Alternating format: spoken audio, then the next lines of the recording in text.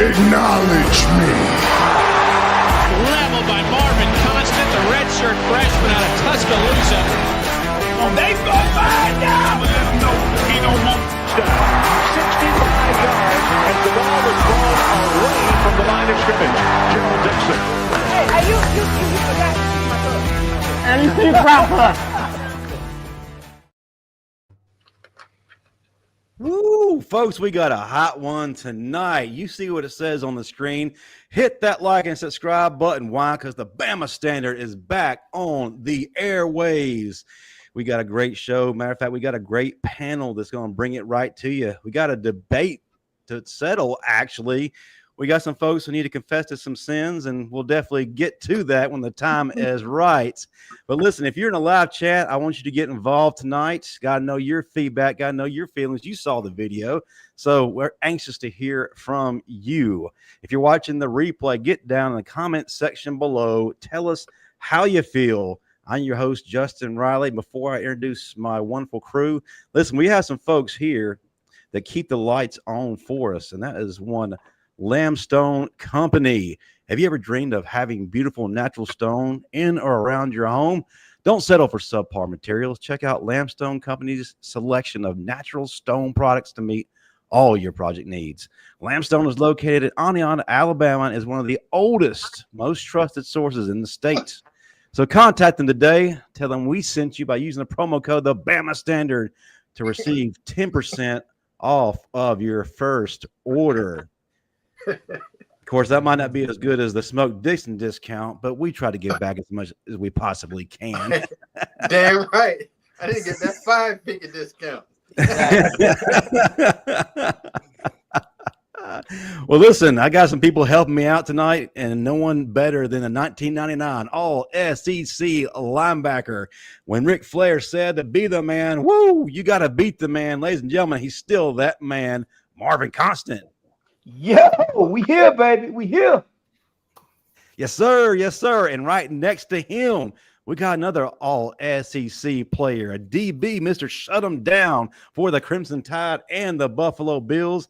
He also served some time scouting some folks, getting some folks drafted, and then he became the first general manager of recruiting college football. He also dabbles a little bit in 247 Sports, but more importantly, he's with us, ladies and gentlemen, Smoke Dixon. What's going on, Mark? What you make that face for, homeboy? Because Justin really listened to you last week talking about the first damn general manager. Yeah. You have to go add all that. Hey, somebody had to be numero uno. It had to be me. And one of the baddest dudes to ever tote the rock. Just ask Washington Huskies. He is a two-time national champion, two-time SEC champion. He does a lot of things. Matter of fact, right now, he's about to change all of our lives. Welcome back, Bo Scarbrough. What's up, guys? Man. Oh!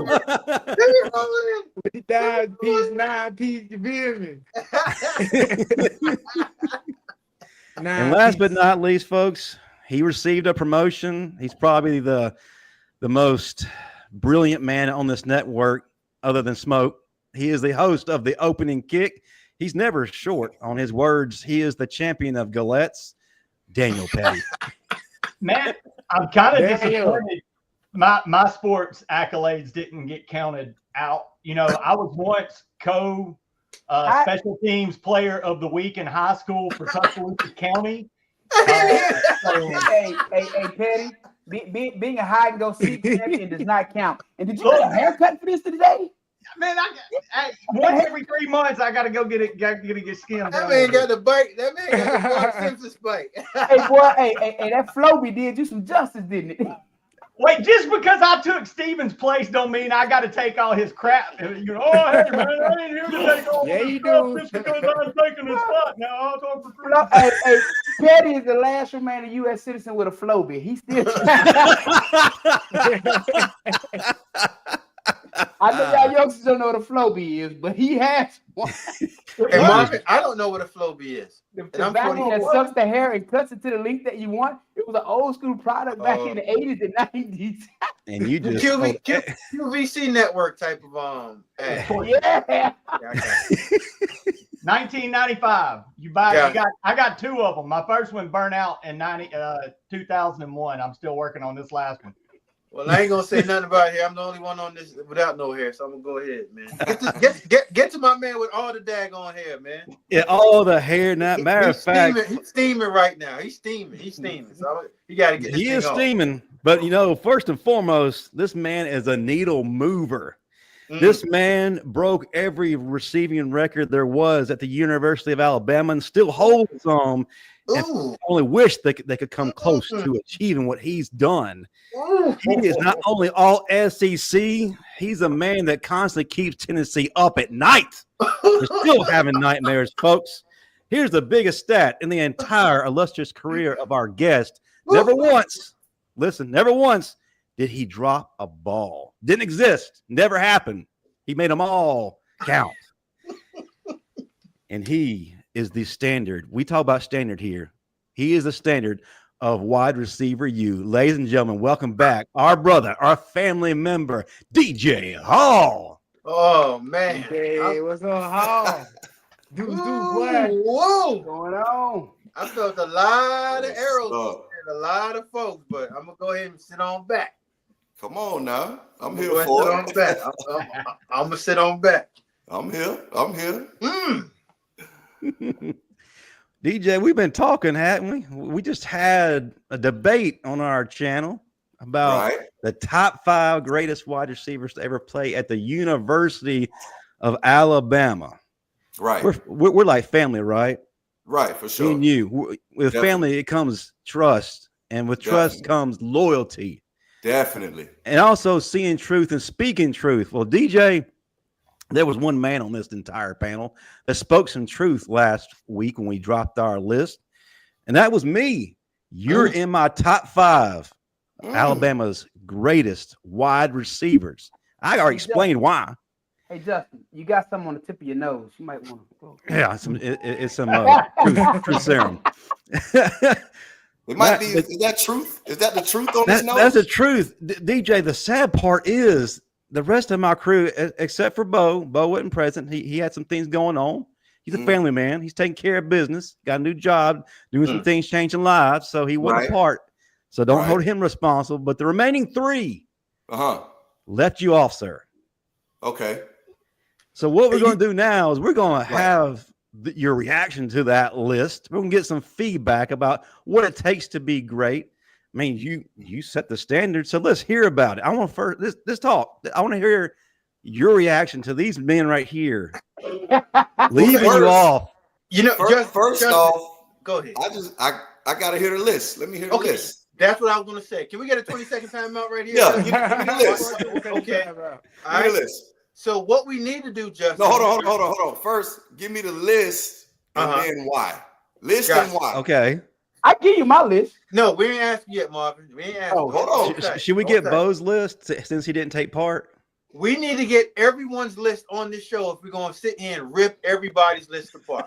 So let's start with Bo, and let's go to DJ, and let's start this whole entire thing over again. Right. Okay, Bo, you play with some dudes, so I know you got some guys. Who's your top 5? Off the rip. He don't even want to answer. And don't be biased. Because my top 5 might shock you too.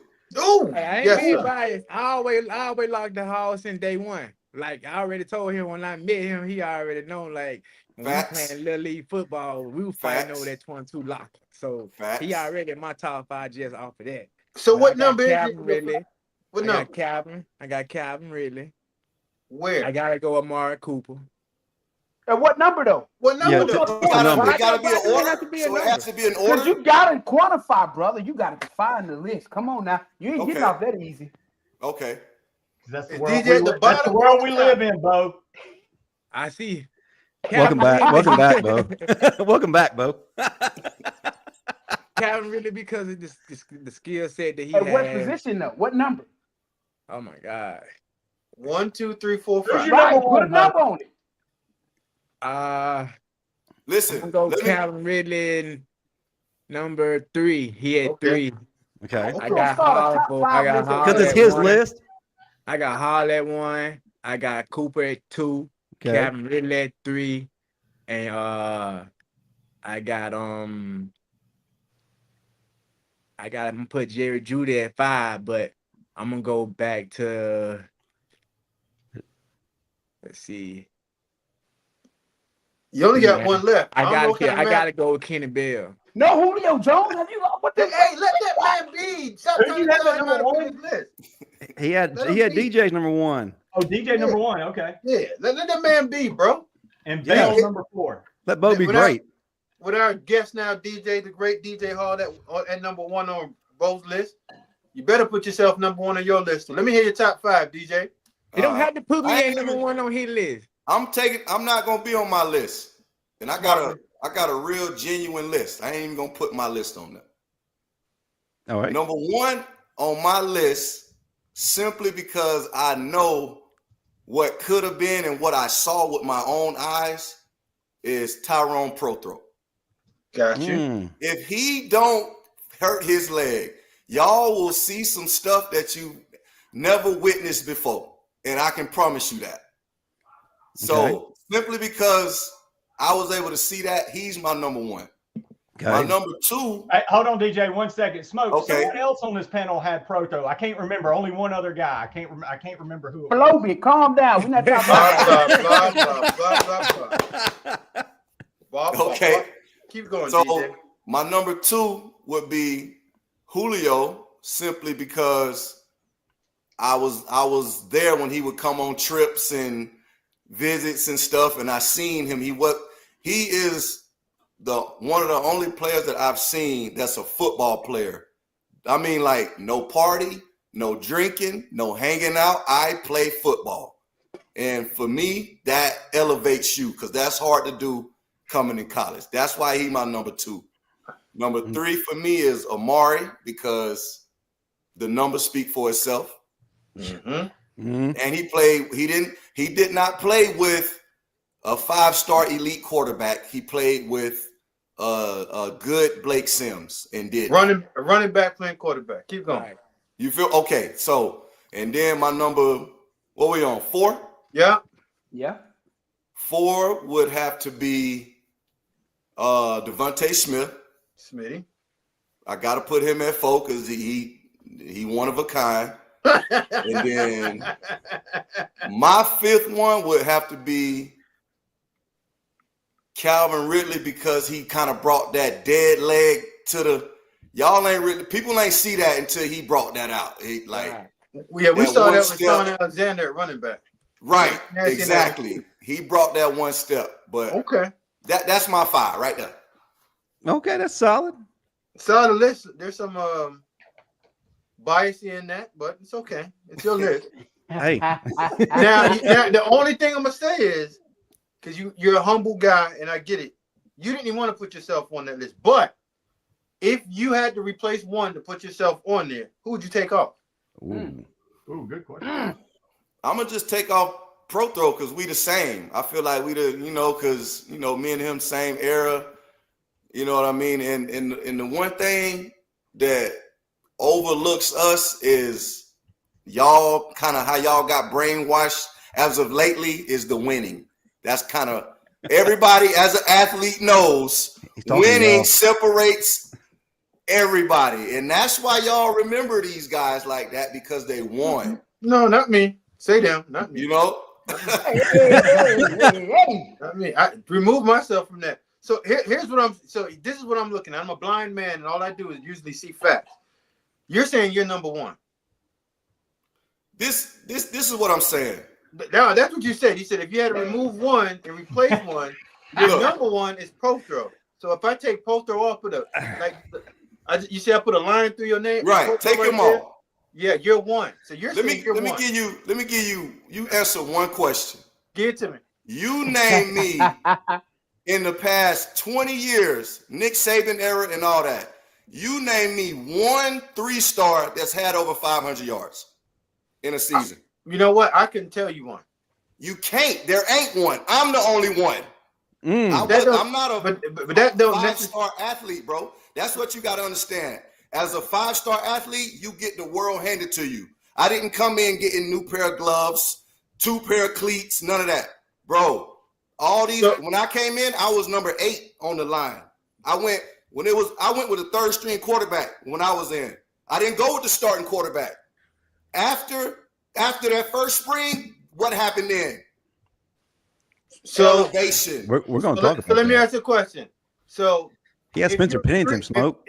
If you're a 3-star player and you start out at the back of your line, right? Meaning you're last on your depth chart, but you start for 4 years, should you automatically put yourself in the number 5 category in Alabama cornerback history? No, because you as an athlete know I played with nobody on this list ever played with a third string quarterback.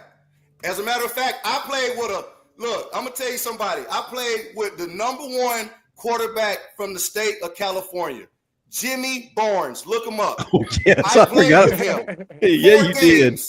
4 games. Man, listen, that sounds like a long, drawn-out problem. All I'm saying is you created yourself into being a beast by overcoming a lot of obstacles. You being a 3-star or whatever whoever rated you poorly at that time. No, it wasn't a poor rating. It wasn't a poor. I was from Florida. Yeah, you got to understand. I'm from North Florida. When you get to Tallahassee, the talent level increases substantially. Yeah, DJ, what I'm trying to tell you is I'm from Silver Spring, Maryland. We don't even play spring football. And by the 5th game, by the fifth game, exactly. You were probably number 2 in the state of where you're from, right? I was number 180. Yeah, but that's all that's different. What I'm just going off of what you said. This follow up with me. You said you were a 3-star that got over 500 yards. So that's one of the reasons why you put yourself into this group. Correct? One of the reasons. Some of the reasons. Yeah, just one of the many. Listen to Smoke. I am a 3-star, 2, 1, whatever star, the lowest rated guy in my entire class. And by the 5th game of the season, I was starting, and I never got out of that spot. But that don't make me one of the best cornerbacks that ever played at Alabama. I didn't have no stars. That's a damn lie. That's a lie. You're on every damn magazine there was. Because you came out before stars. But DJ, so every one of y'all on here had stars, and I know because I know my history. Yeah, listen. So what we need to do now is we need to comb through this list to make sure that it's accurate. Accurate. Right? So Justin, you remember yours? I sure do. The list that you conspired with DJ to come up with to make sure that conspired. No, this was on my own choosing. DJ's going to tell you that, man, Justin, did you miss what I said earlier about the whole family thing, trust, loyalty, all that great stuff? Yeah. Yeah. I trust my brother, but I ain't going to put him on the list. Smoke, I'm filling these out. What was yours? What was the greatest list? Hey, Pettey, just drop it in the chat. That way Justin can just grab it in the chat. That's what I did. I just dropped mine in the chat. Hey, listen. Mine is off of memory. Mine is so accurate it can't be wrong. I'm just saying, so Justin can grab it and put it on the screen if you put it in the chat. I got everybody's but mine put in. All right. Well, DJ, let's look at Marvin's. Number 1, Julio. Number 2, Devontae Smith. 3, Amari Cooper. 4, and you had him on a previous list, DJ, last time we talked. Freddie Millins. I like Number 5, Jalen Waddle. Solid. I like that. Solid. Yeah. Get to my man Justin, the DJ Hall of Fame member. All right. Julio. Yeah. Devontae. David Palmer, the Deuce. Y'all forgot about him. Amari and DJ. Solid. Okay. Pettey, do you have yours up yet, or can you just tell us? No, I'll throw it out. I'm putting it up. He doesn't. I told him to put it in the chat to make it easy. He doesn't listen. I'm putting it in a banner, Marvin, so it'll scroll and be professional. Would you shut your big muscle mouth? Number 1, Julio. Number 2, Coop. Number 3, Waddle. Number 4, Ridley. And I had number 5, Prokop. Solid. Now here goes the greatest list of all time. No bias. All of your lists have to be the greatest list of all. If you notice, every time we come up with a list, Smoke, my list is the greatest of all time. Cornerbacks. That's what it is. Before Smoke goes, chat. Chat. Okay, listen, in the chat or anybody on here, you tell me what the discrepancy with any one of my lists. And I went by telling you, these are the guys, if I'm building my team, who would I draft? Number 1, the greatest receiver that ever touched. Wait, hold on. You just went left field because you ain't say we was building teams. No, that's You didn't say that. You didn't say that. No, you done went bro, that's a whole curveball, bro. Now we building teams? Bro, okay, hold on. We just saying Yeah, he throws that our little own part out. personal opinion on the top. We're not building the team. No. Hey, listen. Because if I'm building the team, I'm not even on the team. Pettey. Justin has selective memory. Man, I miss having you on, DJ. Hold on. Go back. I didn't know we was a GM. I didn't know we was doing GMs. That's all I am. I don't know. DJ, you know how some people like to bend the rules to make it work? Oh, he's a goalpost mover. Okay, I got you. So give me a second now. Okay, Marvin, you're a betting man. Put a bottle down Julio right now. If you go back and everybody go watch that video again, it's like 7,000 views already. Let's get up to 1 million. I told you, if I was drafting a receiver and receivers and building my team, this is how I am building my team. That's what I said. Go back and watch. Why you didn't tell me that though? Bro, I'm telling you the rules. I would have had a whole different list. After everybody went, DJ. You, bro, now hold up. I'm telling you the way that I built my team. You told me the way that you built yours. No, y'all said you gave me a plain and simple stat. Right, you said give me 5. your top 5, Alabama. Yeah, you didn't say if you were the general manager of the Los Angeles Raiders, who are you drafting first? You didn't say that. I didn't say that, but I'm telling you that's the way that I am picking my top 5.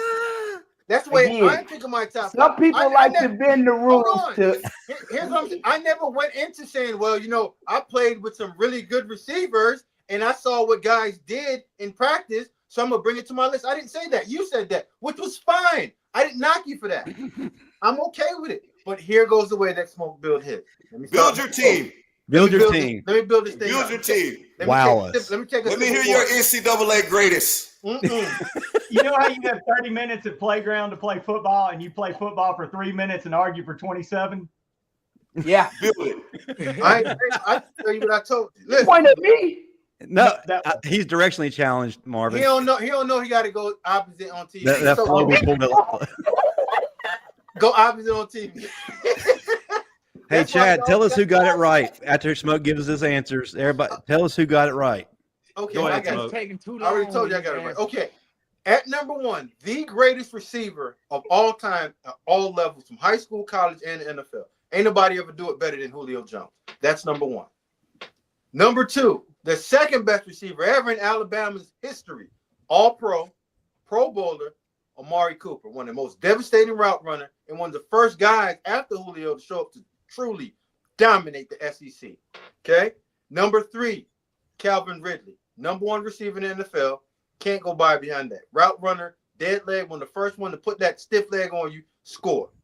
Number 4, the Waddle, one of the most explosive players ever in Bama football history. Can hurt you at all 3 levels, returning it, catching it at the line of scrimmage, and taking the top off the defense. And then 5, Smitty. So you tell me how better can this list get other than this? NFL teams are dreaming of coming up with this. But nothing's wrong with that list. That's a great list. Nothing's wrong with that. But the thing about Smoke, your list and my list are pretty much the same with the exception of Calvin Ridley and Freddie Mills. Outside that, we have the same list. Bro, it's not the same list. He feels Can't attacked. be if it's not this. Go. There's no difference. Everybody got the same list. There's a difference. You don't have Julio Jones on Man, your list, you son. in that damn dollar store ass notepad don't make your list no better because you wrote on that notepad. Right? It got my initials on it. So it can't be dollar store.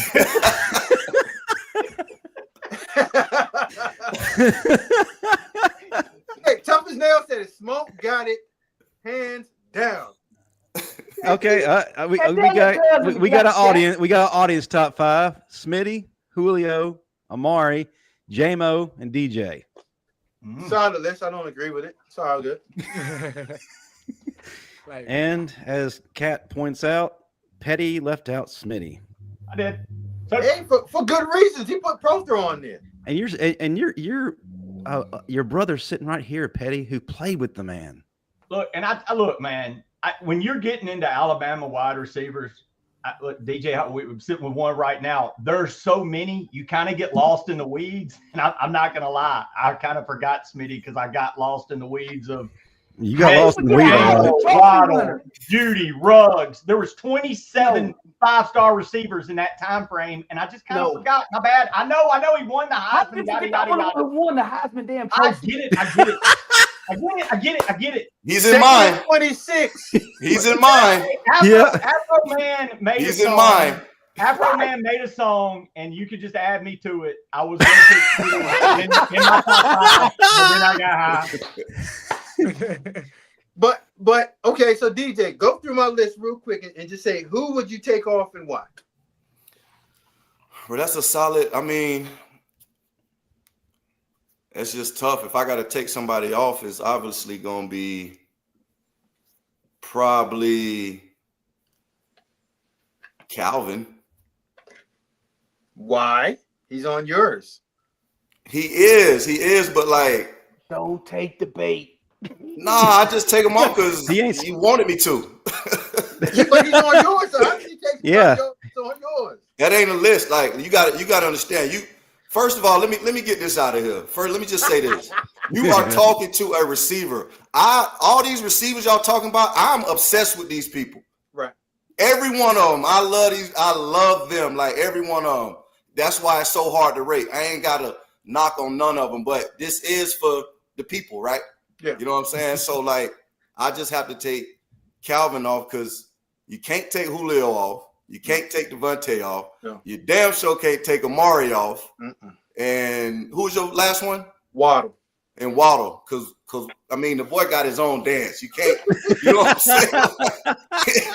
I mean. You know what would have been really cool if everybody in the chat would just take away just one thing from each of the receivers that we all have on our list, just to make the ultimate receiver in Alabama history. I think that would be like amazing, because that would take DJ's hands. Your ability to go up, high point and finish, and play above the rim. You were the best to do that at Alabama, and I know that a lot of people give Pothrow the credit that he does deserve for that catch. But I think that catch that you made in Tennessee is up there with me, bro. Oh, yeah. That was beautiful. They don't talk about it enough. And I'm like, bro, you stuck it and held it like this all the way down. You should make a poster of that. 3 people. Bro, I know.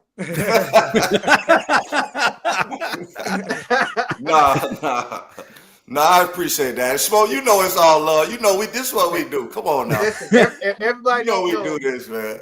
It's not a great argument. And I will tell y'all, Bo is not just saying this because he on this platform. I met Bo as a baby, like as a youngster in high school, man. Yeah. And he still had the same energy towards me. So he's not being biased because I'm on this show. Yeah, all I already know when I see him in person, we up. But just I sidetracked you. Go ahead and get back on track, man. I had to get it out. No, this is great. This is what the people come for, actually.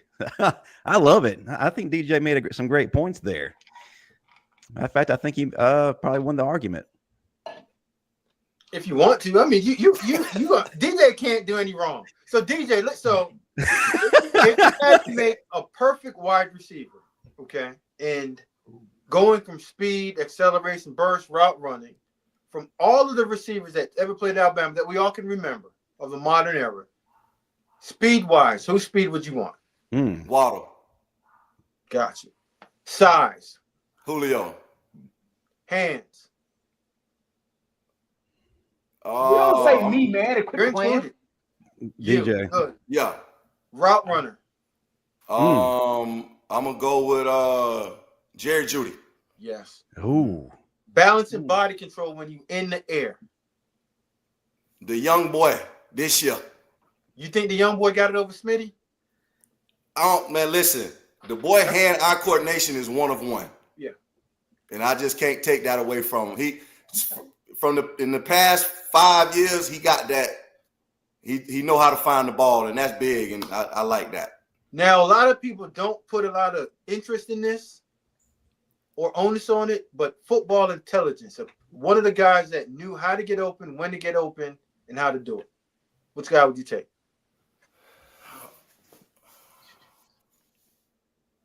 Oh, that's a good one. That's a damn tough one. Damn. Do you need to phone a friend? Bo, can you help me? I can help you out. You can call. Well, you would want to lean Coop, but Coop was in Yes, Kiffin there you offense. go. Kiffin was leaving Coop open a lot. Oh, that's tough. But Devontae would too. Yeah, Mm. but Coop played the game at a high level. Yeah, hey, you know what? Coop played high. That's a good one because we've been looking at skill level for a long time, and we ain't really looked up here. That's a good one. I got to get back to you on that. Yeah, and I'll give you another one, young Norwood. Norwood, Yeah, Kevin Norwood. Yeah. Hey, but listen, when you said hands, that's who I was about to say. Norwood, hell, bro. I saw him catch a third down sideline ball. It was like 3rd and 12. We needed it. He caught it on the sideline. One of the biggest plays. I'll never forget that. 1 foot in too, right? He had 1 foot in. Where would you guys put Tyrone Proto in that hands conversation? See, here's a guy that we're always forgetting too. Antonio Carter's hands was hell. Ooh. Yes, it was. Yeah. You go back to 99 when we beat Florida in the swamp. Zal's trying to throw the ball away in the back of the end zone. That ladder. I tell you, Antonio Carter went up and got it. I didn't know how he came got down for a touchdown. I don't know how in the hell he got up that high. Hey, but Marv, listen, this is how I know y'all was different, right? Because I told y'all he is the one who showed me how to watch film. Mm-hmm. Y'all watch film totally different than how I thought was watching film. Mm-hmm. He showed me how to break down, like asking me what I'm looking at. Like, do you not see his feet? You're not looking at his hands? Like, bro, single-handedly showed me how to watch film. I'm gonna tell you, when we used to do one-on-ones with myself, Milo Lewis, Reggie Miles, Lil Nasty, Kev Bailey, against 1-5, AC, J-Mac, Tim Bowens, Shamari Buchanan, the nastiest dig route run I've ever seen in my life. It was big. We used to go to, like, it was nothing else. It was after one-on-ones practice was like done. You can take it away. But that was like the crowning event. And it was either a fight or a brawl at every single last minute of one-on-one, bro. But it was so much high-level football because we were teaching each other basically how to break down either a receiver or from tendencies. Right. And it got to the point that Coach Sweeney couldn't even signal in plays anymore because I knew all of them. And I was like, bro, yeah, that's post dig. I got you. He's like, oh, y'all still in signals? Absolutely. Stop throwing them up. Hey, listen. Over and whispering it in their ears. Next time, signal, bro, he's on it. Next time y'all talk to McAdell, y'all ask him, me and McAdell, I don't know how, but one day we got a hold of y'all one-on-one drills and 7-on-7. Ask him, I swear to God. Me and Matt watched that tape for 2 weeks and watched how y'all worked out. It was different. Ask him about it, Justin. Okay. It was a clinic when we used to do one-on-ones. Yeah. And it's like, I used to tell people I had more challenges in practice covering our receivers during the week than actually playing the game. Facts. The game was a relief. You know the thing about it, they don't give my dog FM enough credit, man. You're talking about footwork and operate inside a phone booth, and your ass wouldn't touch his ass. Yeah. Listen, that dude's footwork and body control was like none other, man. Listen, I compared him to like a Peter Warrick in my eyes. Yes. Mm-hmm. If that dude had a real quarterback, well, he had a real quarterback in 2000. They just didn't real offensive coordinator. With that too, man, coming off a MVP of the SEC championship in '99 and the season that he had. Man, he should 2000. That dude should have broke every record. It should have been an explosion year for him. Yeah, man. Well, Marvin, you gotta remember, 1-5 won the MVP of the SEC championship without catching a pass. Yeah, he's the first Wildcat player in NCAA history. What nobody lined up at quarterback position taking QB jet run. tweet to the house. There you go. QB to the house. So I know Darren McFadden and Gus Malzahn's going to take credit for bringing the Wildcat to the SEC, but no, go cut that film on 1999, 34-7. Smoke. I'm actually gonna throw a flag on you, buddy. Go ahead. We're gonna take it back a few more years before that to a guy named David Palmer. When Jay Barker got hurt, they put Palmer in at quarterback and couldn't nobody stop him in Oxford, Mississippi, and he was running around. And in Tennessee, he ain't played quarterback all day. We needed a 2-point conversion. They bring Deuce in at quarterback, all one hand. Flag on myself. Pettey, hold on. Deuce was the original Wildcat. Pettey, hold on. No disrespect, but Deuce was an upgrade to what they had at quarterback any damn way. There's that. We're not being biased. No, why you gotta take steam off of Petty's points? When Deuce came in that game in '92, Bama was down. Deuce took the game over. He absolutely elevated the offense to a level that SEC teams weren't ready for back then. Again, an upgrade from what they had under center, but we ain't gonna touch that point. No. You're right. I'm not gonna disagree with you. But we got two big points to get to, and the first one here is kind of goes with what we're talking about.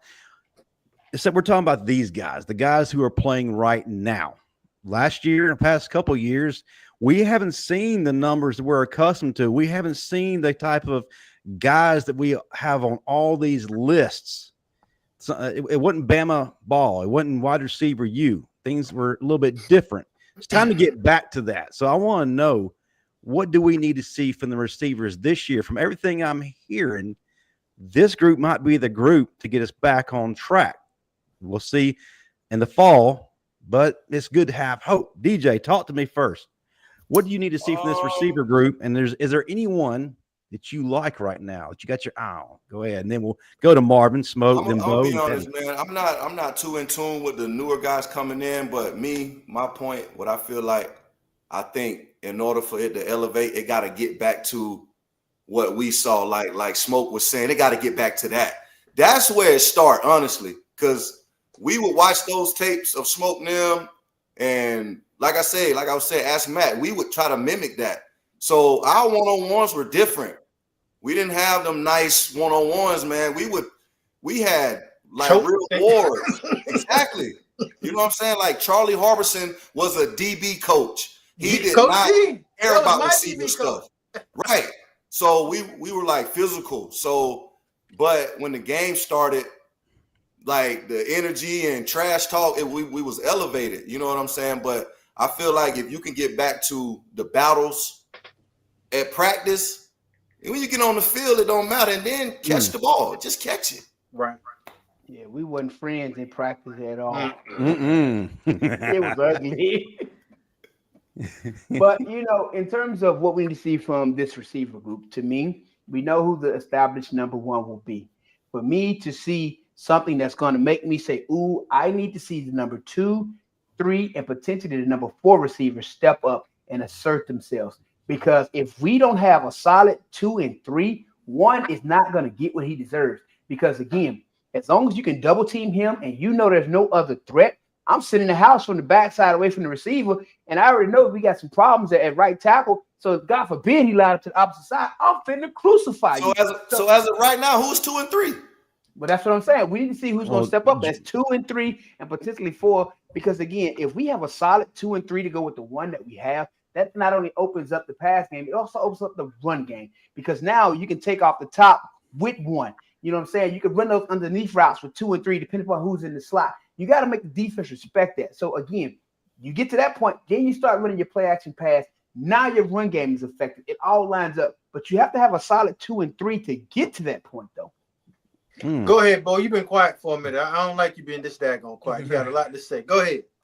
Man, I'm gonna go with like our boys said, man, like battling practice. Like we weren't cool with them guys on the defensive side, like at all.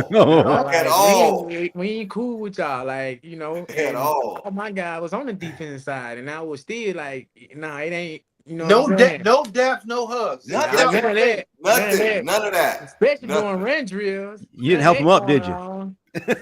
What? Hey, especially, that was a tough defense, man, back in 15, 16.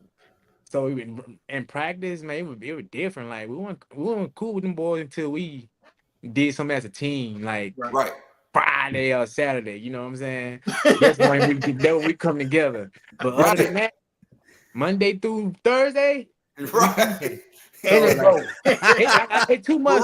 They too soft right now. Hey, I think Bo. they too soft. Hey, Bo, if we was in practice and run job, that's smacking your ass. You crazy, boy. You crazy as hell. I'd have got that. I would have been laying his shoulder on you. I'd have been at that. All 245 pounds. I would have introduced Can we see it? SEC football, baby. Can we still see it now? Can we see I it now? we just talking about it, bro. I got these bad knees. He got bad Oh knees. yeah, he's got bad knees, DJ. He's got bad knees. DJ can still run around. What you mean? Now, me and Bo both got bad knees, man. Y'all gonna have an ambulance and wheelchair sitting on the side? So DJ, you know what we do is talk. Hey, look, this is what we gonna do. We gonna go head up. Bo, Marv, me and Smoke. You won. One play. Whoa. One So play. what I'm hearing is on A I be Day outside? we're gonna have a celebrity football game By yourselves. By who? Hey, I'm not going out there. You crazy? sponsored by Icy Hot. Man, hey, DJ, that rep 101, you won it, homeboy. You already got it. Come on. Hey, I ain't gonna lie, I'll pull a whole hamstring right now. What I would rather see. Hey man, I've been in steel toes for 4 years, man. Man. I'll tell you what I would rather see Justin and Pettey out there running 40s looking like Special Olympics. I might surprise you. But you know what, Justin? Dude, you know what? Did you If you miss want to the throw part in a about, powerlifting competition too, I'm your Special Huckleberry. Teams Player of the Week?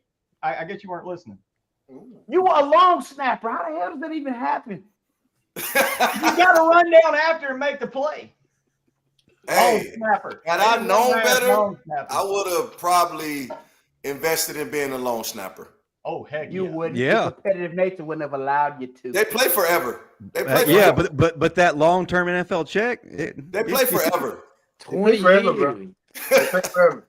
But you know what, Justin? all right, Smoke. I'm Yeah, I going- want to hear I'm- from you, brother. I'm gonna answer your question. So here's what some of the issues are in that Bama room of receivers.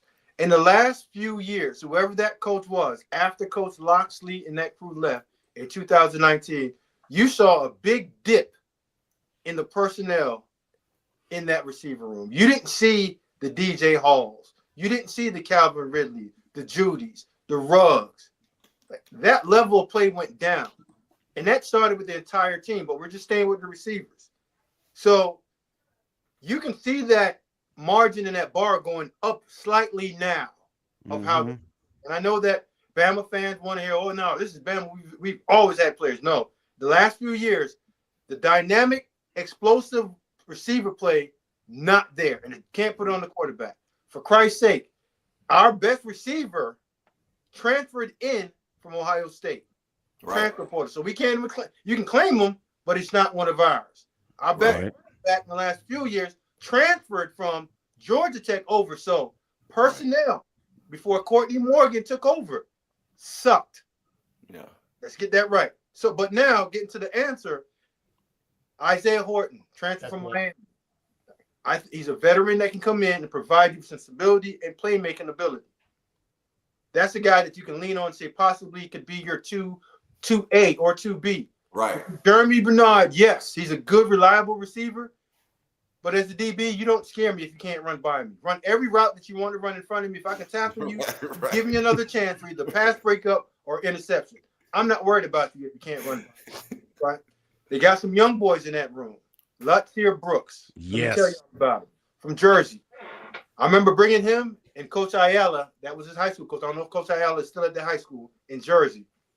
Into Coach Loxley's room on a Saturday. Because I just had watched his film as a sophomore or freshman. Offered him on the spot. Explosive, dynamic playmaker. Put you in the mode of he's not a rocked up, strong guy like Prothro, but he's explosive like Prothro, but faster. Right. Damn. And you can hear rumblings of what he's been doing in spring ball because he got juice. Like more juice than Ryan Williams. Ryan just has hold up. The balance and body control over the top. Ryan got that, but he doesn't have like Burst. Yeah. Burst. Yeah. Make sure that you're behind and blow your drawers off. Right. Next kid out of Harrisburg, PA. Rico Scott. Yeah. Okay, now we're talking. Like Rico, that kid. when you watch them in high school, put you in the mind frame of like that's who I like. Deshaun Jackson. Not saying anything, but just to paint a picture. So they have some young, explosive, fast guys that they just got to find ways to get the ball in their hand outside of just Ryan and the guy that they brought in, Isaiah Horton from Miami. So they have some pieces there. Courtney and that recruiting personnel staff is doing a better job of trying to fill that role, but it's going to take time. But this year, there will be a better receiver crop than they threw out there last year, because last year was a freshman and the guy they brought over from Washington, Jeremy Bernard. I thought it was solid, but not great. Well, and I think you nailed it, Smoke. The one to make the receiving core reach the next level, it's going to be Horton, because he does bring a different dynamic. He's 6'4". He brings that size like Hall had, where you can go up and high point the ball. We didn't have that. That's going to offset what Williams can do with his size. It just gives a different dynamic. And then the Brooks kid's going to get that. And I think you nailed it with Rico. And again, they did it the right way. You've got some young guys, but then you brought in a portal guy that can really change the room. And if he's what they think, this receiving core can go to the next level. I think Horton's the deal. Fellas, I'm telling you, that room was bad. It's just as bad as that running back room. So I know y'all be closer. I know y'all be closer to stuff like what's like the offensive scheme. Like what are we doing? Flip a coin. You tell us. Coin. I mean, it's on under center now. If go ahead, Justin. I want to use this opportunity. We're talking about receivers, but we got one of the best running backs to tote the ball on the show right now. He's a guy who's spending time with one of those running backs, Daniel Hill. Bo, talk to us about Daniel. What you like about him? You're spending a lot of time. You're investing in him. What does he bring to that running back room that maybe we haven't quite had since maybe Brian Robinson? Well, I still think that this guy got a lot of potential to be great, but he got to learn how to read the defense. If he can learn how to read the defense, I think that he'd be a great player overall. But he's a great kid, man. And, he's a smart guy, and he knows his stuff very well. But like I said, if he can just only read the defense, he'd be great. He'll be something that we haven't saw in a long time. And let me pick it back and kind of expand some more on what Bo was saying. And Bo, I think what a lot of our viewers, a lot of the just a regular fan truly don't understand is what you just said. It's easy for any big fast guy to get the ball and run straight. Right. That was supposed to be there. But if you're supposed to run power, which is an A-gap run between the center and guard, and it's cloudy in there, meaning there's bodies in there, you have to be able to pause for a second, let it open up, and shoot through and burst through. Mm-hmm. A lot of young guys that you see will get the ball and run straight up the guy's back. He's like, okay, that was a bad body block. But in all actuality, you have to have some patience. And when you know the phase, slow to, fast through. There you go. And that's what I saw a lot last year with a lot of the running schemes. Those plays were there, but the timing was off. But you know, always one revolution or tick off, and it never seemed to sync up with the guard pulling, the running back pausing for a second, or even if it was a quarterback run, you'd see Jaylen would just want to get the ball and run real fast. You watch Georgia game, it happened 1 second, Marvin, where everything kind of timed up perfectly in the Georgia game. Where Oots was getting outside, pause for a second, block, get out, boom, touchdown. But if you run right out there, you know the linebacker going right now. Linebacker marrying you. So if you go fast, linebacker going fast. But if you go slow, linebacker has to tempo his feet, meaning giving blockers time to get in front of you. Now you speed up, it all times up, block, you score. Go ahead, Marvin. Yeah, the one thing about this group last year, and they made linebackers' jobs so easy. We all know on offense, we got 11 people, 11 on defense, but you might as well take the quarterback out of the equation. It's 10 on 11. So a running back has to have the ability to make one person miss. And oftentimes, we didn't do that. Instead, we just went right into the damn defense. Like, can you cut? Can you stop? Give me something. We didn't do that at all last year. Right. And most of the time, Marvin, like in Bo, early on in your career, you were a fast runner. Like you want to do everything fast. But as you got more time and you just got more plays, more time on task, I saw a slower version with a faster athlete. Mm-hmm. Does that make sense? Yeah. That when you were young, you was like, oh yeah, I'm 245. I'm going to go truck everybody. And after a while, you're like, damn, these hits are piling up. Hold the heck up, man. What they call it, setting your blocks up. There you go. And I thought at the end of your career, you did a beautiful job of that. That long run against Washington, man, hell of a job setting them dudes up, man. It was like blocks. It was like just timing up, boom, boom, boom. Like, you know when you have a domino, and you start the domino effect. And it just started just trickling downhill. And after a while, them dudes like, you know what? I don't even want to take these blocks on anymore. Well, that's half the battle because here come 245 a Bo. Sledgehammer. Yes, sir. All right, before we move to the last topic, I want to remind everyone we got another sponsor, and we got some folks here who have the product. Listen, the football season never truly ends, and we're right in the middle of spring practice, but we also got some hoops going on. Those guys on the hardwood are doing their thing, but either way, to celebrate the Tide the right way, you got to have your title towel. How do you get it? Well, go to whitwellsports.com today and enter the promo code STANDARD. You get a nice discount courtesy of your favorite Alabama network, the Bama Standard Network. That's right, folks. Get you a title towel today. And Pettey, I'm so glad you've learned to hold it upright. That's 3 in a row. We call that a winning streak. Floby got them together. That Floby taught him how to, handle his hands right. Any y'all coming up to Nashville to watch this great battle of it's like fantastic basketball? The SEC tournaments here in Nashville. Y'all know that, right? I didn't. Any y'all coming up? All y'all football fans? None of y'all don't want to watch it? Who? Y'all got a place to stay. Yes, y'all can sit with Smoke. No, y'all can stay at my crib. You got boo? Marvin, you don't okay. All right. Everybody gets pack our stuff. DJ, let's go. We're going to Smoke's crib. Don't tease me. All right. Final topic tonight. It's a big one.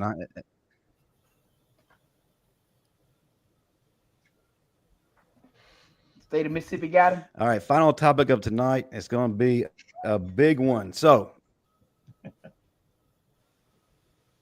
Mississippi will not let Justin be great right now. Justin, you keep freezing. You're glitching, Justin. Actually, I think you have something to. Marvin setting you up. Listen, so internet wouldn't let him get him out. So here's the thing. So when you get up there and you try to set me up, okay? That's what happens. Smoke gets all in your signal and throws you off. All right. I unplugged the floaty, Marvin. You're bitter because I set you up. You're right, Smoke. It's time.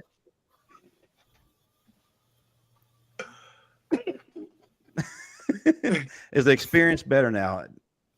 This is brought to you by AT&T. Go ahead, Justin. Our last topic: the trust level in Kalen DeBoer for players in year 2. Yes, sir. Hopefully the internet will let me be great now. So let me take you back a few months. Kalen DeBoer was recently interviewed in that time, and he was talking about how the atmosphere had greatly changed. If you look at his face, you saw a look of relief. Matter of fact, you could even say he looked healthy. So it feels like there's a lot of buy-in returning. The man look healthy. What you trying to say, man? High blood pressure? Diabetes over there or something? He had a lot. He had diabetes. Too much ice cream, Marvin. Too much ice cream. So what I'm seeing now is possibly there's buy-in returning to the program. So what we're going to talk about now. So where is the trust level in DeBoer from his players year 2? More Coach Saban players that were determined to do it his way, and some who wanted to do it their own way exited. More of DeBoer's players who are buying in, they're arriving, and the ones who are currently here have bought in too. So do we have a victory in the win column when it comes to trust from the players year 2? Start us out, Marvin, then we'll go to DJ, then over to Pettey, Bo, and then Smoke. I have a little caveat. I'm going to turn it around just a little bit. The thing about trust is it's two-sided. So it depends on how those first 3 to 4 games of the season goes. That's what's going to dictate whether the trust level is actually there. They always say trust is earned, it's not given. But here's the thing. If the season goes well, you'll see that confidence build. But if they suffer early issues, oh my God, you'll see that trust, boom. So again, the first 3 to 4 games of the season are going to dictate how that trust level either rises or lowers. So again, we just got to stay and see. That's my opinion now. Fair. Yep, I kind of agree with Marvin. I think that first game definitely gonna show, especially being down here in Florida. I'm gonna tell you right now, Florida State wants to do some damage to us. Like I'm telling you, they wanna, because they still salty from a couple years ago. And they should. They feel like they got left out or whatever you want to call it. So if we can fight through that game, and then what I want to see the fun. I want to see more fun. I want to see the energy, the celebration. They letting you celebrate now. Like you can do whatever you want, like the NFL. I want to just see more energy. DJ, let me ask you a follow-up question, because I think you, myself, Marvin, we've had experiences of old staff, new staff coming in, the one that recruited you and the one that you have to play for. Right. Now, you had a difficult time adjusting Saban way. Right. Which is opposite of the guy before you. So it's almost like a complete night and day. Correct. And the same thing with these guys. Right. How long did it take your crew to truly trust and buy in? Because a lot of people say trust and think trust is, coach said to do this, I'm going to do it. Trust is something that you have to believe that person has your best interest in order for you to perform. Right. So how long did it take you guys, your team, and your class to truly adjust, if you ever did, to Coach Saban? Man, I'm going to be honest with you, bro. I don't think we ever did, because, not to take nothing away from it, but he just didn't embrace us, bro. You know what I'm saying? We didn't go to the lake house. We didn't go to bowling night. We didn't have movie night, bro. We just didn't have it. And this is stuff we had with Shula. We had team, and I get that we weren't his guys. But you are. But if you Bama, right? Tied, but you know that's the saying. They're not his guys. So that's my only thing.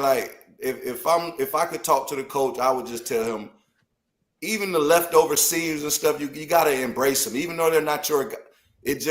You got to embrace them. You got to feel wanted. That was our thing as seniors. We didn't we got the hype. Nick said we understood it, but we was expecting him to embrace us a little bit. We never just really got that. So what a lot of the teams that get a first-year head coach, even though you have really good players, one of the reasons why teams truly stumble through it is because they don't trust. Right. They haven't won the locker room over. And everyone believes it's X's and O's. No. Right. If you don't win the locker room over, exactly, find that one alpha male leader in that's running it, and have him or them buy into you, good luck year 2, 3. Those guys graduate. Almost what Coach Saban had to do, purge. But when you purge, that takes too long. And that's kind of how what people don't understand. Right now, we got great relationship. Me and Nick, all of our seniors, we got great relationship. I could talk to Nick and it's all love, but what he didn't understand was the people, the seniors, me and Castile and Wallace Gilberry, we weren't verbal leaders. We were put us on the field and we would perform. We didn't have we didn't have that in the locker room his first year. We didn't have that. And I can admit that. But we were more and he was looking for that from us. Right. But we were just look, coach, I'm going to go to practice and bust my ass and I'm going to get on this field.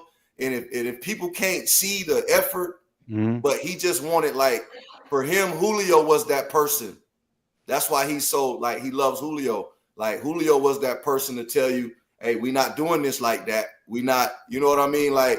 And to his defense, I can admit that we didn't give him that. We were just no, coach, we rather play. You want us to yell and babysit. We're not doing that. We want to play. But DJ, I see this is a source sensitive subject for you. I'm gonna send you a box of oatmeal cream pies on behalf of Coach Saban.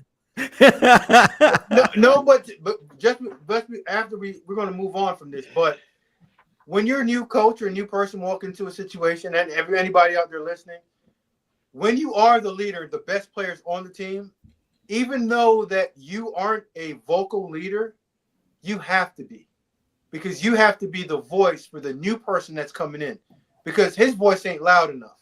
Mm-hmm. Your voice is loud enough because everyone wants to hear from you. Right. They know that you're going to go out there and you're going to give Tennessee $150 and 2 touchdowns. Right. But they want to hear you and Wallace Gilbert say, no, guys, feet behind the line. Right. Chin over bar. Tuck your shirt, put your jersey in and pull your sock up. Right. And when you're a new coach, because I've been there before, or a new player, you need to hear those verbal commands for you to say, they get it, because they don't know you. Right. The worst thing that we have and the best thing that we have is time. And right. Time is always ticking. Go ahead, Justin. Smoke, hold on one second. Smoke, I want you to talk about something real quick. Go ahead. You remember when Fran came in with that hold the damn rope? We was all looking at him like, what the hell? Hold the damn, man, you don't get the hell out. And there was so much pushback to that statement in the beginning. Mm. So as a team, that had to have a negative effect on us. It did. But you know what, Marvin? We looked at it as one-sided. And as I got older and Fran and our relationship grew, just like DJ and Coach's relationship grew, exactly. We were immature punks that thought we had figured it all out because we had one SEC championship under our belt. But if we all would have bought into what Coach Fran was preaching early, instead of 8 wins that first year, we would have gotten 10. Right. Easily. But we were so much pushback and we spent so much energy not wanting to do what he said to do and said, we didn't come here to play for you. But in all actuality, he's here, we're there. Fellas, this is go and just do it. Mm-hmm. And if I was a better leader at that time, you were a better leader at that time, you would have said, hey, guys, he's here. We can't change the time. We don't want to be here. Let's leave. But as long as we're here, let's just not buck the system anymore, because we saw what bucking the system did. It got our guys fired. Right. Before Pettey goes and then Bo and then Smoke last, we got a question here from the audience, and it goes with what we were just talking about, the leaders. Does the leader of the locker room mean which quarterback are most alpha? No. Take that. Go ahead. No. Because we had quarterbacks and we never heard a word from them. But the alphas on our team were all on the damn defense. We didn't hear Kraft Andrews out. Very rarely did Sean Alexander say anything. So pretty much it was the defensive players that went, hey, listen, this is what it is. This is what Big Chris. Now, Sam would say some stuff every once in a while, but it wasn't often, though. Right. But the majority of it was on the defense. Like, hey, listen, y'all better know what we here for. So it's not necessarily going to be a quarterback, because that guy's not always going to be that vocal. Right. Go ahead, Bo. Yeah, Bo, speaking on it, I feel like you got something to add. Yeah, I was just going to say that, that doesn't I don't agree with Marvin saying, really. But like I was telling you that today, like, just because he on the leadership council, that doesn't mean that he's the alpha quarterback. Which I was telling you today, Justin. And the thing is, everyone. When you said that Ty Simpson is on the leadership council, they ought to say something. But just because he on the leadership council, that doesn't mean that he's. Ain't nobody gonna listen to him. Right. And again, nobody. The loudest person is not the one that gets heard. It's the quiet person that says it with meaningful passion and desire that gets the attention of his teammates. Like everyone had a dude that was always yelling, let's go. And soon as things get tough and we're running gases, he the one over there curled up in the ball. Now you're gonna look over and say, hey, homeboy, man, all that whooping that you was doing, get your ass up. Because you was doing all that whooping with all that energy when you wasn't gas tired. Now a little adversity hits you, you're blacking out a little bit. Now you want to go over there and curl in the ball. Don't talk to me. You're not allowed to talk to me anymore because you're over there in the ball. Well, the guy who can grab the attention of the panel, Pettey, talk to us about this subject that we kind of drifted away from. Reel us back in. Where's the trust level in DeBoer for year 2? And then Bo, then now I'm going to talk to Smoke a little bit.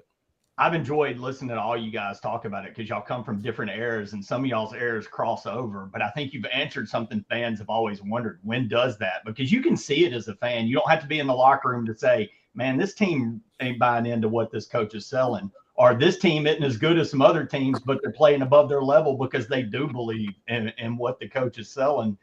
And no offense to you guys, but for us guys that have picked up Athlons all our life and read them from cover to cover, you read about all you can read Mississippi State's players right now, and they're, man, we're bigger, stronger coaches. With this is it. This year we're going to win the title. Everybody believes that. Everybody's going to say the right thing right now. But I think y'all kind of nailed it, Marvin. You nailed it out of the gate. It's a scoreboard business, and that goes all the way to the core. And that believing in your coach. You're not going to believe in your coach until you start seeing the product on the field, until you see that it works, till that system works. You know, Saban, greatest coach of all damn time. DJ and them didn't buy. He didn't believe in them. They didn't believe in him. It didn't work. You know, until both sides come together, until they see. Look, DeBoer's been a winner every damn way from NAIA all the way. He has done nothing but win. The guy knows how to coach. So when the team believes, like Smoke said, we got to quit being assholes. This is our guy. We got to buy into it. Believe what he says. Believe in the process. You're going to see it on the field. If this team looks different than what we saw in Nashville last year and Norman, Oklahoma, a different mentality. I'm not talking about always winning and losing. The SEC's different, guys. Losses are coming that used to not be there. Right. But it's how you respond, how you act on the sideline, how you act at the end of the game. If they've truly gone back to, we like to keep using the word standard. I know Smoke loves that one. But, man, that's what it is when everybody pulls the damn gloves off. And I know you don't like it. I hate the pulling the rope shit. But until you start pulling the rope in the same direction, it ain't going to work. And you ain't going to know until we see it on the field. You can say anything you want. I'm sorry, I don't buy into the spring training. Man, it's everything's roses until. Okay, fair. Good stuff, Pettey. Bo? Yeah. Justin, you know I don't speak on coaches, but well, you know, can you relate to from a player perspective, the trust and what it ultimately can do and the lasting effects it can have, you know, not just for say the spring that's going on now, but then the upcoming season. I was a guy that always believed in my coach. Like, you know, I always did what I was told. But, you know, at the same time, like I understand when those guys that had that side to them as well, you know, the headbutt. But I was one of the ones that Smoke talked about is never heard that from him. But when I said something, everybody listened. And I got that my sophomore year. My sophomore year. Because I never said anything. But, you know, everybody's seeing me work. I won Iron Man award as a freshman. You know what I'm saying? That's tough. And, you know, the work showed for itself. But as a leader standpoint, I didn't say anything. Like, I let my work did the talking. So when I did talk, everyone would listen. And that's how it ended up being. When I talked in the locker room, everybody would listen. Instead of being one of those guys that rah, rah, rah, rah, rah, I was one of those guys, you ain't see me until you were time to see me. So I like that. You know. You ain't play with Kenny Smith. I had to talk to his ass. I was about to say, Marvin, weren't you that same type of player, just quiet and showed up? You know what, Mook? You know what? Here's the thing. Mook didn't really talk a lot, but when he did, like you heard him. Like we didn't have a bunch of the guys that yapped a ton. They were mutes because we muted them out. Like we weren't like, get out of here, man. Go over there on goofy time. We just because most of those guys, whenever it was work time, they never showed up. Right, and we know those guys. Like we all play different levels. We never like them dudes are losers. Like go over there, man. But here's you know what, Justin? So I put together like a day one manual for head coaches in my consultancy business and general manager. I'm not going to give you the whole thing. I'm just going to give you step one. Okay. Right? If I do, I got to charge you. And I don't know if you can afford it. Listen, we got enough tucked back in our savings, but you got title. Okay, cool. So listen, it's in a box. So the first thing that I would tell any head coach, general manager, that get on that private jet and show up to whatever university or college, You have to do your best to find out who the leaders are in that locker room. And they don't necessarily have to be the cleanest, most put together schoolboys. Invite those 5 or 6 guys to whatever location that you want to, a great dinner even over your house, and find a way to make sure they get to the root of your problem. Because the root of your problem is the locker room. Because they don't like you. You have to win over the trust of those young men in that locker room. And most of those young guys look like Bo, myself, DJ, and Marvin. And we don't trust easy. So a coach that recruited us for 4 years has just left us. We're We're hurt. We have feelings. So you coming in there not knowing us and telling us what to do, and some like to yell, mother F, and y'all ain't doing this, y'all lost because of, and you're just beating down the person that's going to help you. That ain't what you want to do. Understand this is a collective effort in a partnership. Find the ones that you got to run out, because some of them you got to go. And your leaders are going to point to you like, yeah, he ain't worth a damn. He going to bellyache all the time. He not going to show up. And they're not diming you out. They're just making sure you have their trust and understanding of the guys that you need. Because if you don't win the locker room, I don't care how good your scheme is, X's and O's.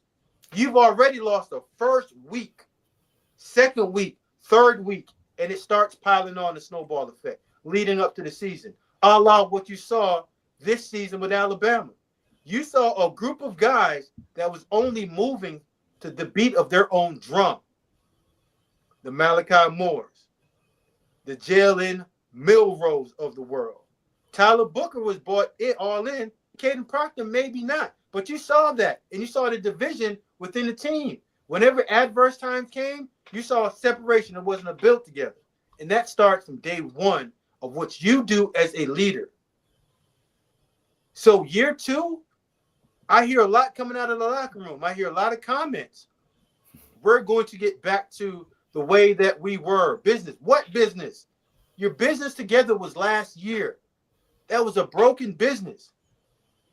So year 2, to me, better players, but you're still on rocky grounds because I don't see that family and that kinship and overall team building within this program from what I'm seeing from the outside looking in. I'm not on the inside looking out, so I could be dead wrong.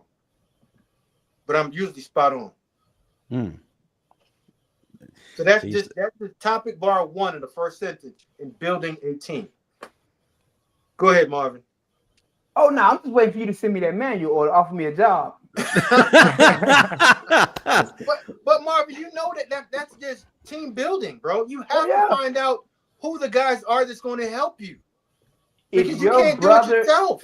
If your brother does not like you, he's not going to have your back on the field. No. If he's supposed to run a blitz or if he's supposed to hold up that guard for you to do what you're supposed to do, he don't like you, the likelihood of him holding that guard up is going to be pretty damn low. If you're a running back and that tackle and that guard don't really like you and they know they ain't finna go to the NFL, it's real low possibility that they're going to block their ass off for you to get what the hell you need to get.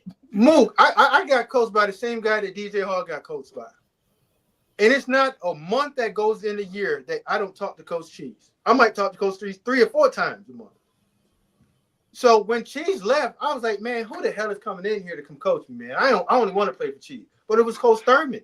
I have a real good relationship with Coach Thurman. I cussed Coach Fran's ass out at practice one time for talking to my coach in a negative way because that was my guy. And you're not talking to him like that. Talk to me, and I'll talk to them. But you don't talk to him to get to me. You see what I'm saying? So you have to have that type of love and care for the guy that's leading you. Oh, yeah. You see what I'm saying? And that wasn't anything I would have done for Jeff Rousey. So I know what you're saying. And it's years that you probably haven't talked to Coach Rousey. But when you have that, you know that you have a true team. And regardless of how it's going, at any point, all it takes is one thing. You can snap into it, and we're all going. And we all playing together. That's what I don't see. And that's missing. And then you got a guy coming all the way from the Pacific Northwest, coming down to the South. Y'all know y'all like getting hugs and getting loved on and all that other stuff. Yeah, us up north dudes and up west coast, we ain't on that. We hand reach away. So that's a cultural gap that's not there. That you need to mend that. Yes, he's won, but winning in the South is a totally different thing than winning anywhere else. Before we start to wind things down, I want to remind all the folks in the audience who are fans of the Final Whistle. Well, folks, they got their own brand new YouTube channel, the Final Whistle Network YouTube channel.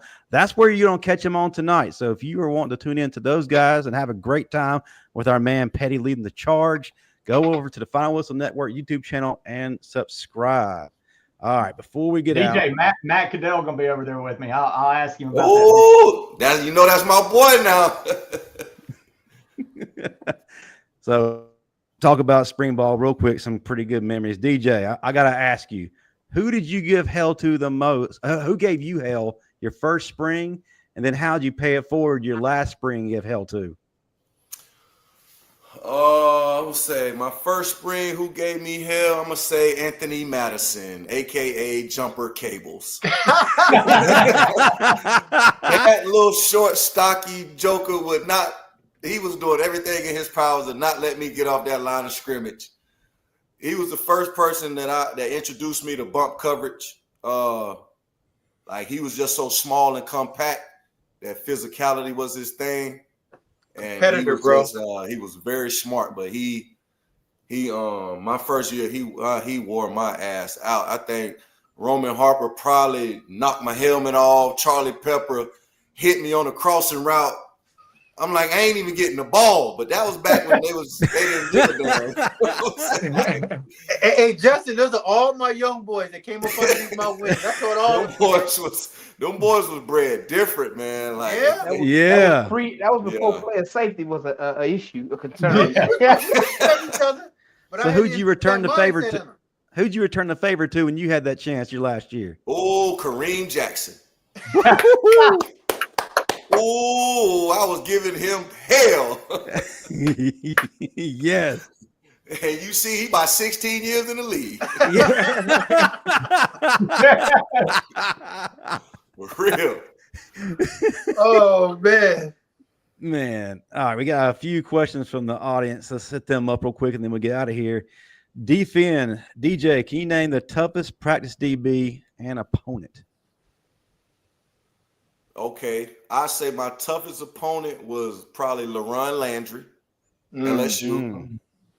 That I'm talking about nightmares, real nightmares. Oh, yes, okay, yes. That boy was full of juice, and he was one of one. But yeah, he probably on the field. Him and yeah, he was probably the most lethal, man. I ain't gonna lie, but like I say, field-wise practice, Roman Harper, Charlie Pepper, Anthony Madison, them guys were different. When I tell you, like, physical, 7-on-7, none of that mattered. You getting hit, period. So, like, all that 80%, you don't get the ball. Nah, that was not heard of. DJ, I want to take guys were tough. Same kind of question, but in a little different direction. Who was the biggest trash talker where you walked out there and said, I'm going to shut this MFer up by this time? Bino, Ramsey Robinson. Bino. Irrelevant. Bino, by far, he's the prettiest one on the field, too. Everything, prettiest. Would you give it back to him? Every snap. Come on now. Bino not big enough for DJ. He wasn't. Hey, listen, he was smart, but he just once I figured it out, once I figured the speed out, it wasn't working. Man, I had Bino in Hawaii ready to fight me. I got on his skin so bad. He's like, "Smoke, man, I'm gonna just dunk your head in the sand." Why everybody always wanted to fight you, man? What can't imagine. Can't imagine why. Can't imagine. The crazy thing is, many didn't want it though, because they only talked about it. All right, this is a guy that I think a lot of folks have forgotten about because he missed last year due to his injury. Now, this is a guy I've said several times, DJ, he reminds me of you. He has that kind of potential, has that upside. Now he's back. He's healthy again. The biggest question mark is how long would it take him to get that swagger back after that injury? So, guys, what do you feel like Jaylen Hale can do if he's back, full swagger, beast mode? What's his upside? Who wants to take this? Well, the medical mystery on this whole panel is Marvin Constant to give us a full history of how long it takes to come back from a knee. That knee was pretty bad, and this is only what. This is going into a full calendar year coming up now, right? Because he got hurt the week before 8A last year. Was that it? Mm-hmm. So here's the thing about injuries, especially in injury. Physically, you feel good. Like you can do all the cuts, laterally, explosiveness. But it really doesn't matter until you get into a live game of you trusting and putting full trust in that knee. Yes, he can look good, but it's tough until we see it in the game. Go ahead, Marvin. First and foremost, I'm going to say he have Dr. Seuss working on him. So he has Lyle Kane working on him, one of the best in the business. Man, when I tell you, I live in Atlanta. I have some knee issues. I'm immediately on the phone. Hey, listen, I got to pull up. I don't trust nobody but that man to work on me. So if you're familiar with athletes and the microfracture procedures, they did it on Greg Oden and all them. I was the first athlete that actually did that procedure. I was the tester. And, he said, well, we only have about 5 years of research on this. We don't know how long it lasts. Maybe 5 years, whatever. That thing ended up lasting me 20 years. I went from being able to barely walk to being able to run a 4.6 damn 40 at 258 pounds. When I tell you he has one of the greatest, he has the greatest surgeon in the planet that worked on him. That man will be fine. That man will be fine. So I have no worries, no concern about that. But again, coming out of that camp in Birmingham, I don't expect to see nothing but great things out of him. Right. I think somebody on our panel can probably throw in their 2 cents about this. Chris Camp, who's the best number 4 to ever dub the Crimson jersey? DJ, you played with Pro Throw. Bo, you played with Eddie Jackson and Jerry Judy. Marvin, you played with Smoke. So who is the best number 4? Does Pettey need to take this so we can be unbiased? Yeah, I want someone who actually wore that. Yeah, are y'all forgetting TJ Yeldon? I just throwing TJ out there like TJ wasn't a dog. TJ was a problem too. Okay, so there's a lot of great number 4s. Yeah, that number four tough. I don't know if the crowd knows that part of the locker room at Alabama, that when you go in and you get your locker, that all the greatest that wore that number before use names on that locker. So you're not just representing that you're representing every great that wore that jersey before you too. It's really a cool thing. Joey Jones was held too now. Yeah, it was. There were a lot of great players who wore the number 4. So honestly, in my honest opinion, I don't think there's no way to accurately quantify who was the greatest, because you got to look at it. Some were DBs, some were receivers. Yeah. So how can you how can you say it and make it an even argument when you have to consider so many different positions that wore that number? Yeah, that was tough as hell, man. Oof. Yeah. Pro was pretty good one too. Pro was hell. He's all right. Yeah. All right, last one. But I won't give it to Pro because you played with it longer. You know what I'm saying? You know what? I won't even put myself in the conversation of greats, but this is where I would put my conversation. I don't think if we make the field even with any DB that they can beat me out of a job. I won't say I'm the best, but competing, I ain't gonna lose that one. Fair. Don't know if I ever have. In a fair last one.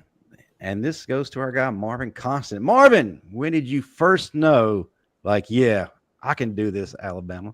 Oh, shit. Day one. And that ain't me being funny. Day one. No, and that ain't me being funny. You got to understand something, man.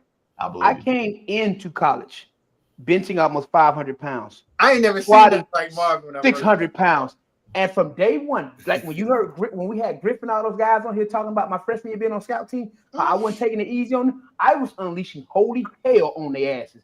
From day one, there was because I wasn't going to let anybody best me, because I wasn't going to give you no reason to come back and say, no, you finna get this. from day one. Hey, Justin, so I go on my visit, and Boogie was my host, and you, Boogie, and Mohead, you guys are roommates, right? Your friends. Yeah. So I go over there, and I see, and Marvin is not one of the most humblest guys in America now. What? He's on the opposite spectrum. He's on the spectrum. He was a part of the crew, him and Air Reese Monroe, that rarely put on a shirt for obvious reasons. Rarely did you have a shirt on, Marvin. So Marvin comes out like walking, no shirt on. Like Mike Tyson. I'm like, hold the hell. I was like, so I said, hey, Bug, yo, what year's dude right there, man? And I ain't talked to Marvin because Marvin and we didn't start talking until a few years ago.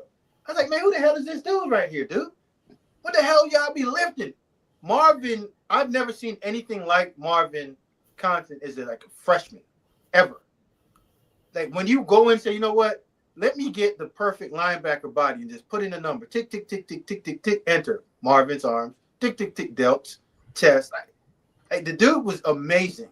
And I'm not trying to pump him up or tell him that but physically, yeah. Rarely do you see somebody as Marvin's physique walking around at 245 or 260. You were heavy then. You were 260. 250? Sure. With 5 or 6% body fat. Like this. I used to say, hey, Johnny Bravo, come here, man. I forgot all about that. You jackass. There's a handful of people. Smoke, there's a handful of people in my life I've seen their picture and said, I knew this dude was going to be different. And 2 of them are on the panel tonight. One of them, I moved to Tuscaloosa from Mississippi, and I opened up the sports section. I've told Marvin this before. And they had a picture of a dude with his shoulder pads off sitting on the training table.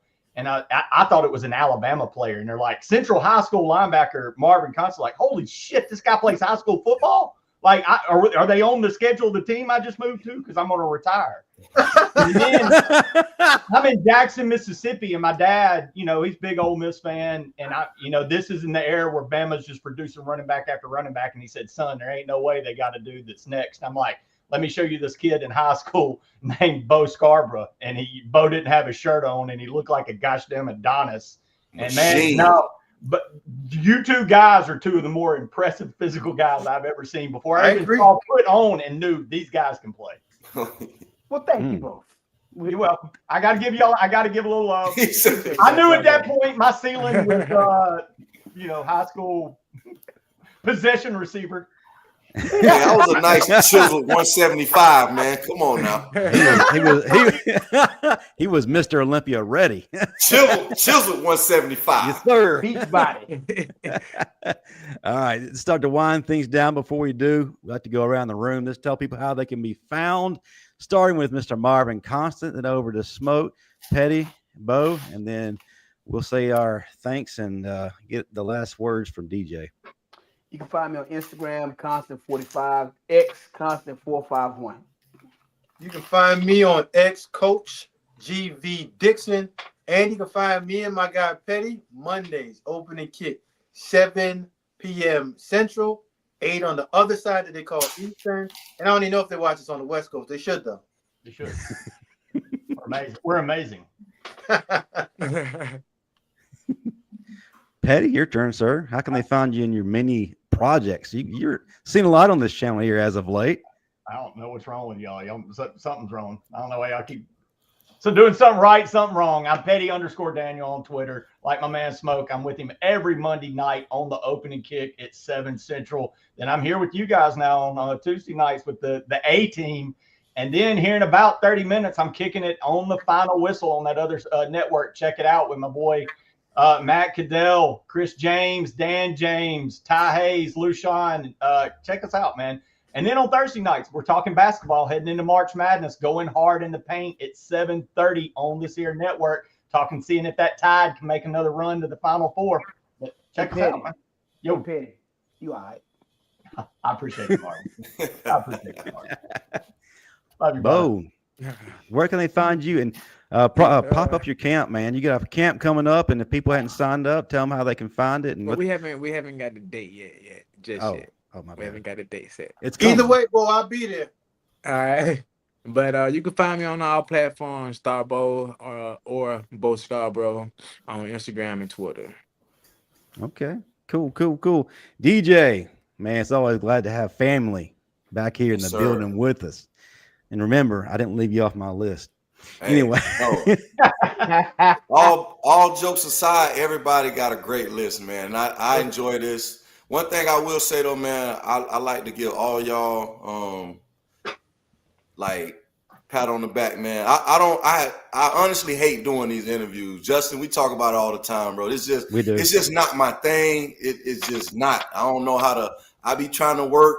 I'm just not it's just not me. But when Justin called me, I never hesitate. And it's simply because of like the comfort. Cause everybody that want to interview from me, they want to hear the dirt. They want to hear the stuff that's gonna put us on probation 10 years. And y'all actually take that into account and like know the shit to ask. You know what I'm saying? And we joke a lot, but we all know it's family. You know what I'm saying? But it's like, what I look like telling y'all some shit that's gonna put us on probation for 10 years. Right. I'm not gonna do that.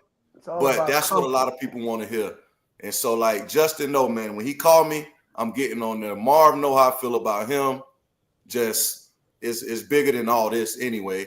Right. And like me and Smoke, we just got locked in recently a few years ago. But I've always had respect for you. Roman them, I used to ask them where they got their aggression from, and they would say you. So, and this is my first time meeting Pettey. Nice to meet you. Even though I wasn't on your list. We'll talk about that later. I wasn't on your list. We'll get on that later. I will fix it, DJ. I will get that. Talk about that later. Bo, you know how I feel about you. You already know. Yes, sir. Like I said, Justin, you are officially family. I told you that years ago. Yes, sir. And like I say, man, I just y'all give me so many flowers, man. I want to take my time to give them back. Man, you know what, DJ?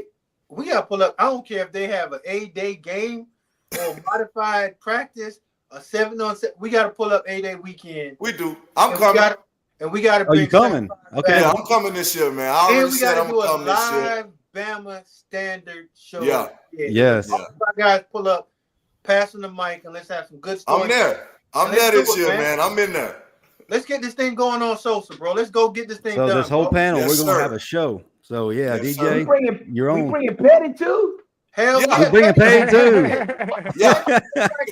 Hey, he's not on probation yet. He did his 90 days yet. Hey, he got the perfect name. y'all might be legends of the football field, which is all great. I was a legend of the strip, fellas. Like, you gotta earn that. Whoa. Pettey, you know I just got to give you crap all the time. You know I love it. Hey, Pettey. In all due respect, none of us are going to tell legendary strip stories, but you might be at the lower tier of strip greatness. Just remember that. None of us are going to tell you that. We're not going to let you walk away today and be like, yeah, I'm the strip god, strip king. But Well, there is a level towards the strip. See, but You wanna see, get up y'all there? didn't have to work like I did, Smoke. Y'all Man. just walked out. I got my A on the chest. I had to go earn. I had to work. and Smoke, do you Don't- know what he did that almost got himself put out of a place and probably maimed and killed? Oh boy. He tried to recruit Alabama prospect to Ole Miss, and your boy Jared Johnson almost lost his mind. They That was serve put him in a- drinks at the venue, and you drink a lot of them, and you just, shit happens. Hey, fellas, when we meet up down there 8-day weekend, we'll go ahead and indoctrinate my man Pettey in the real lifestyle of the great and the greatness of the strip. Yes. Like that little stuff that you guys used to do before 8 and 9 o'clock. Like the goons came out right when it was about to shut down. Right. Put a whole entire just towel over it. Said, all right, this way. But we about to have some fun, aren't we? Yeah. No doubt. But Like I'm Pettey, in the driveway. you're royalty on that left side of it, but in the middle and the rest, we kind of conquered that. But DJ, I know you're not on social media, but you still got that company, right? That Pop that a little bit. Let folks know how they can make that part of their lives. Yeah. Me and Marv actually. So like a lot of my business is word of mouth because I only have 6 boats total. So like a lot of my work is word of mouth. People just know. So, but like Marv helped me out with this platform that I'm gonna start using to, get bookings and stuff. But like I said, if you anywhere in Fort Walton, Destin, Navarre, you need to rent a boat, I got you covered. First come, first serve. I ain't got 40 boats like everybody else, 50 boats. I got 6. So, but I'm also not as expensive as everybody. I ain't gonna charge you $1,000 to go have a good time. I'm gonna be reasonable. But so Bo, so just to sell yourself perfectly, because you did a good job of it. If I'm in Fort Walton Beach right now, and I got 5 of my goons with me, we need all 6 of your boats. How can we get in contact with you? What's entailed with your rental? What do we get with it?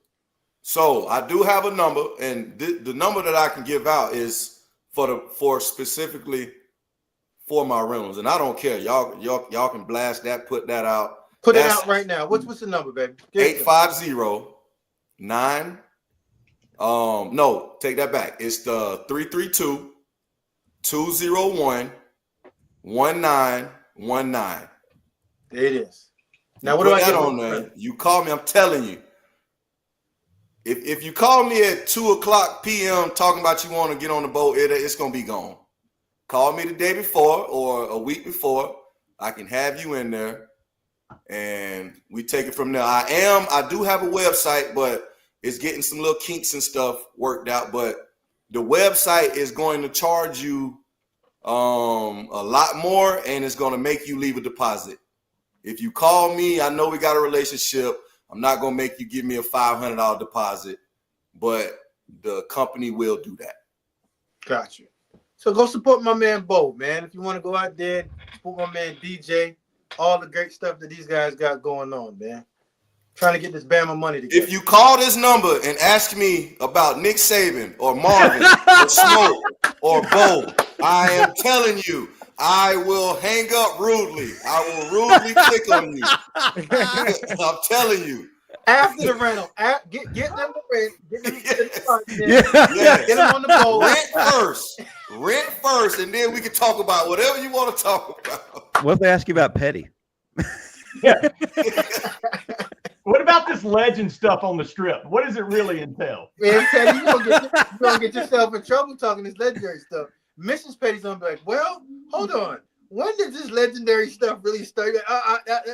Pettey, I'm telling you, if you want to get in this good guy club, don't bring the bad stuff in. He's already ran the police report. Smoke, you weren't a real legend on the strip, Pettey. I had my own shot at the booth. That's legendary. Ooh. It was half tequila, half Tanqueray. Now you had to be damn crazy to drink it, but man, I had my own shot at the booth. Wow, Marvin, that's gross. I don't know what we were thinking about back then. I know what you were thinking about. You were thinking about throwing up on the back of your neck. It was a lot of long nights, baby. That was that linebacker mentality back then. It was something, all right. And we'll be giving out free samples at our live show, so y'all make sure and y'all be there early. You can tell me to drink that now. First 15 people will get the official Marvin Constant drink, courtesy of the Bama Standard Network. Hey, Mook, when you used to do that bull crap and put it together, you're like, man, Smoke, take a shot. Like, hey, listen, you do that dumb stuff by yourself. Take it away. That's what you were drinking on your 21st birthday when we woke you up the next morning when that sun was hitting your face. Hey, man, life happens, man. You live and you learn, all right? Like, hey, Marvin, wake up. Man, great stuff. That's going to do it for all of us here at the Bama Standard and this awesome panel that I am privileged to be with every weekend that you will see on A-Day weekend, including Mr. DJ Hall too. Give him a call, book that boat. Don't call him past 2 and don't ask him about Nick Saban. So, but anyway, we will be back next week. Until then, roll tide, everyone. Roll tide. Roll tide.